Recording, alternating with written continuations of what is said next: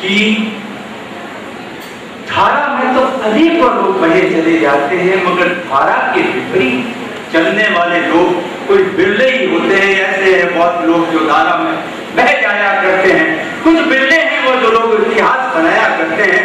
मित्रों, मैं पुखराज जी की तारीफ नहीं करता, पुखराज जी की धर्मपत्नी की तारीफ नहीं करता हूँ, मगर उस स्टेट के जमाने में जन्मी हुई 12 वर्ष की एक स्त्री, जिसका की समझ लीजिएगा कि जब पुखराज साहब 11 वर्ष के मात्र थे तब जिन्होंने वैधव्य धारण कर लिया था, उस महिला के द्वारा ये संकल्प कर लेना कि मेरी देह का दान कर दिया जाए, मेरी देह काम में न मिले और किसी के काम आ जाए, एक बहुत बड़ा संकल्प था जो औरत कर गुजरी है और हम सब उसके लिए आपका साधुवाद अर्पित करते हैं। पुखराज जी जवान भी है, जमाना भी देखा है उन्होंने।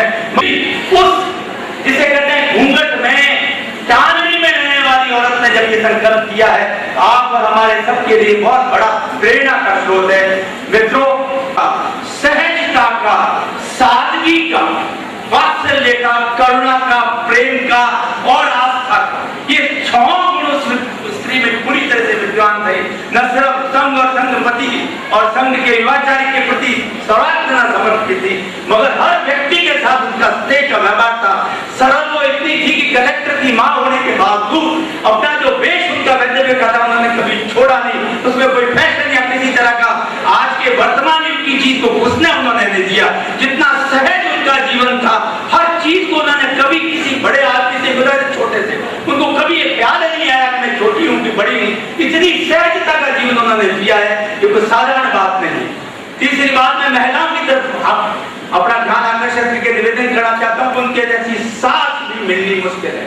मां तो मिल सकती है, मगर अपनी बहू के साथ, पुखराज की मिसेज के साथ उनका सहेली का भाव था, दोनों ऐसी मिलजुल के रहती थी, दूध में पानी की तरह। कोई ये कह नहीं सकता था कि सास बहू है या सहेली है। ये इतनी बड़ी बात को कर गुजरी है। अपने पौत्रवधों के प्रति उन्होंने सदा स्नेह का, प्यार का, मां का व्यवहार किया, मगर अपनी बहू के साथ सहेली का व्यवहार करने वाले तो बहुत मिलते हैं। और उनमें वो एक बहन महिला थी जिसने कभी भी सास पढ़ने का कभी ख्याल ही नहीं किया।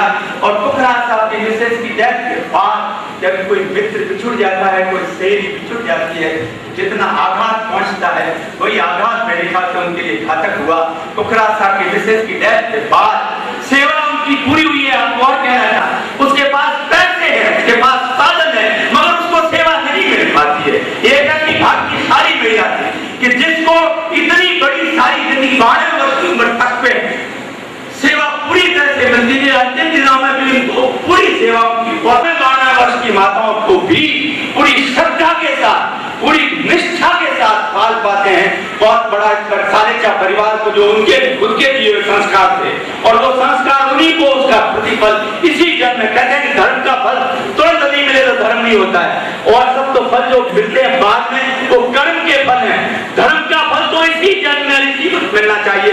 उस महिला को उसके किए गए धर्म और संस्कार का फल इसी महिला थी। शासन के प्रति समर्पित महिला थी, एक बहुत अच्छी सास थी, एक बहुत अच्छी दादे सास थी और बहुत अच्छी परिवार पालक थी। पुखराज साहब की मैं विशेष तौर से तारीफ करना चाहूंगा कि उन्होंने कभी भी अपनी मां से निवेदन नहीं किया कि मैं कलेक्टर हो गया, इतना बड़ा अफसर हूं, इसलिए मेरी मां को इस तरह के वेश परिवर्तन करे। उन्होंने पूरी सेवा की। बुजुर्गों की तरफ से आशीर्वाद देता हूं कि भगवान सबको ऐसे पुत्र और पौत्र बन दे जो उन बुजुर्गों की सेवा करके समाज में कीर्तिमान स्थान। निवेदन करता हूं प्रभु से, महावीर से, परमेश्वरियों से की कृपा करके उनको सद्गति प्रदान करें, उनकी आत्मा को स्वर्ग में शांति प्राप्त। यहाँ पर दूसरे भी भाई लोग सब बैठे हुए हैं, मगर ये सारी बात आज के जमाने के हिसाब से उनके भी उतनी ही काम की है जितनी की श्रद्धांजलि सभा के लिए के निमित्त से आए हुए लोगों के लिए। और भी बहुत महिलाएं, बहुत सारे संघ आए हुए हैं, मगर ये किस तरह का बुजुर्ग महिलाओं का व्यवहार होना चाहिए, किस तरह से उनको घर को आगे बढ़ाना चाहिए, ये सारी चीजें उनके भी उतनी ही उपयोगी हैं जितनी की जो श्रद्धांजलि सभा के निमित्त है उन लोगों के लिए। इसलिए आचार्य प्रदान करेंगे दिवंगत आत्मा की तरफ से रात सब। काफी वर्षों से सालेजा परिवार के संपर्क में रही है। माँ साहब के सानिध्य में भी बहुतों बार बैठने का अवसर मिला है। सालेजा साहब के पास तो कई बार ऐसा सानिध्य उनका मिला है हमें। आज निश्चित रूप से ये बात समाज के लिए बहुत बड़ी अनुकरणीय बात है आज के इस परिप्रेक्ष्य में, आज के युग में, कि सेवा अगर देखनी है अपनी सास की, अपनी समाज के लिए निर्वाह का साधुवाद। इसी क्रम में उनके पुत्र भाई अनिल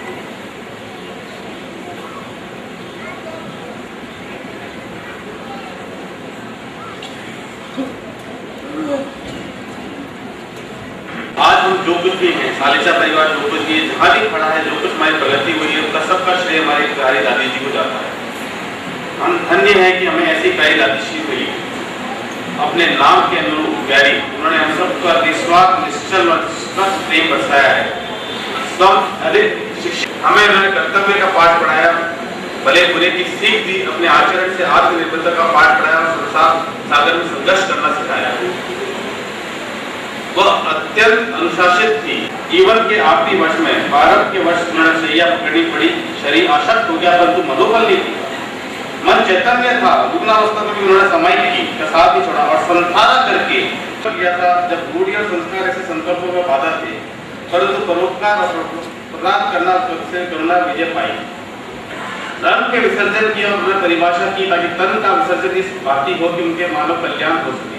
मेरे पिताश्री श्रीमान पुखराज सालेचा साहब ने इस संकल्प को निभाया ही, परंतु स्वयं ने भी मरणोपरांत देहदान का संकल्प लिया हुआ है। पिछले साल 13 जून 2007 में मेरी माता श्रीमती रामेश्वरी देवी सालेचा का भी देहदान हुआ था। मुझे गर्व है कि हमारे हृदय में अमर है। उनकी देह से शरीर शास्त्रों के अयोध्या विद्यार्थी शिक्षा प्राप्त करेंगे और अच्छे चिकित्सक बनेंगे और समाज का कल्याण करेंगे।